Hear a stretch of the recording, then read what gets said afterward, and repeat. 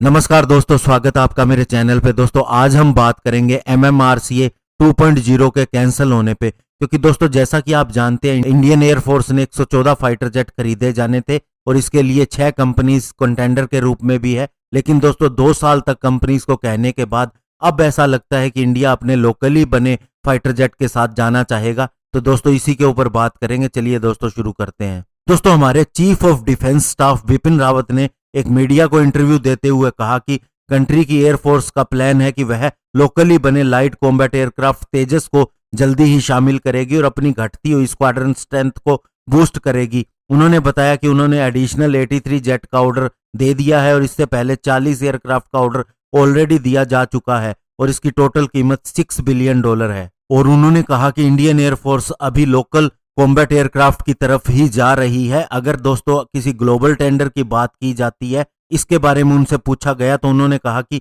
वे prefer करेंगे कि local fighter jet ही बढ़िया रहेगा। और दोस्तों ये डिसीजन कंपनीज जैसे कि बोइंग, लॉकहीड मार्टिन, साब इनके लिए एक धक्के की तरह है और इन्हें बहुत बड़ा लॉस लग रहा है, क्योंकि ये इस फाइटर जेट की कंटेंडरशिप के अंदर शामिल थी और ये डील $15 बिलियन की होनी थी। तो ऐसे में ये उनका बहुत बड़ा लॉस है। और दोस्तों आपको ये भी बता दें कि ये फॉरेन डील अभी तक हो सकती थी, लेकिन इसके अंदर एक तो ब्यूरोक्रेटिक हर्डल काफी रहा, इसके अलावा फंडिंग की भी कमी रही। इसके अलावा दोस्तों अभी प्राइम मिनिस्टर नरेंद्र मोदी ने कहा है कि कोविड-19 के चलते जो हमारी इकोनॉमी को लॉस हो रहा है उसकी वजह से हमें लोकल प्रोडक्ट्स के ऊपर ध्यान देना चाहिए और उन्हें ही परचेज करना चाहिए। तो ये भी उसी का ही एक भाग माना जा रहा है। और CDS जनरल रावत ने यह भी कहा कि जब इस फाइटर जेट को शामिल कर लिया जाएगा तो इंडिया एक की डिफेंस एक्सपोर्टर के रूप में भी शामिल हो जाएगा और एक बड़ा एक्सपोर्टर भी बन सकेगा फाइटर जेट के लिए, क्योंकि कोई भी कंट्री अगर किसी भी फाइटर जेट को परचेज करती है तो पहले इसका इंडक्शन होना जरूरी है, उसके बाद ही इसके ऊपर ध्यान दिया जाता है। दोस्तों MMRCA की प्रक्रिया बहुत पहले शुरू हुई थी और इसे कम से कम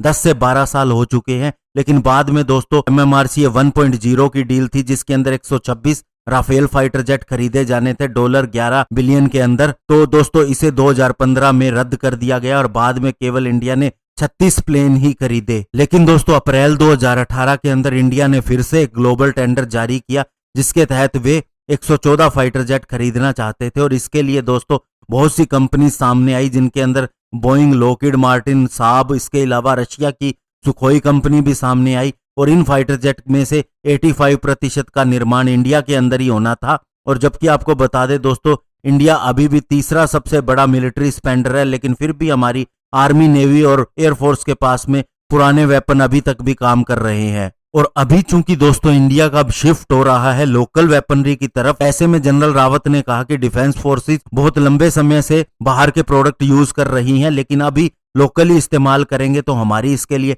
अंडरस्टैंडिंग भी बढ़ेगी और अगर शुरू के अंदर कोई भी क्वालिटी इशू आता है तो हम खुद ही इसको सोल्व भी कर सकते हैं और इसकी इंप्रूवमेंट कर सकते हैं। इसके अलावा उन्होंने कहा कि हम artillery gun, air defence system और रडार्स भी लोकली बना रहे हैं और उनका इस्तेमाल भी कर रहे हैं। आर्टिलरी गन और एयर डिफेंस सिस्टम के अंदर हमने ऑलरेडी बहुत अच्छा किया है और एमुनिशन मैन्युफैक्चरिंग के अंदर भी हम लगातार इंप्रूवमेंट करते जा रहे हैं। और दोस्तों जब से नरेंद्र मोदी की सरकार आई है 2014 से, तब से ही मेक इन इंडिया कैंपेन चल रहा है। कोशिश है कि लोकली ही बनाए जाएं सारे वेपन सिस्टम और इसके अलावा जो परचेज हो तो दूसरी कंपनी यहीं पर आकर बनाए और उसकी टेक्नोलॉजी ट्रांसफर करे।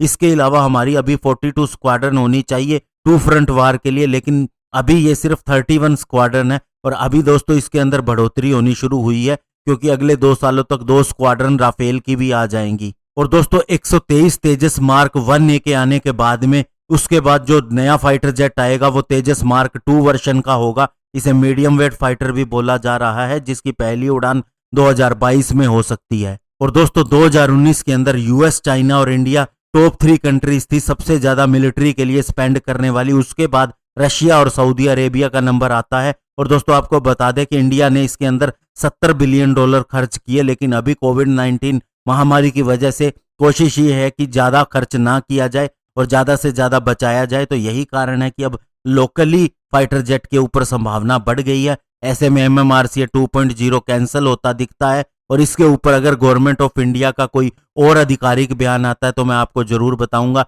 धन्यवाद। जय हिंद।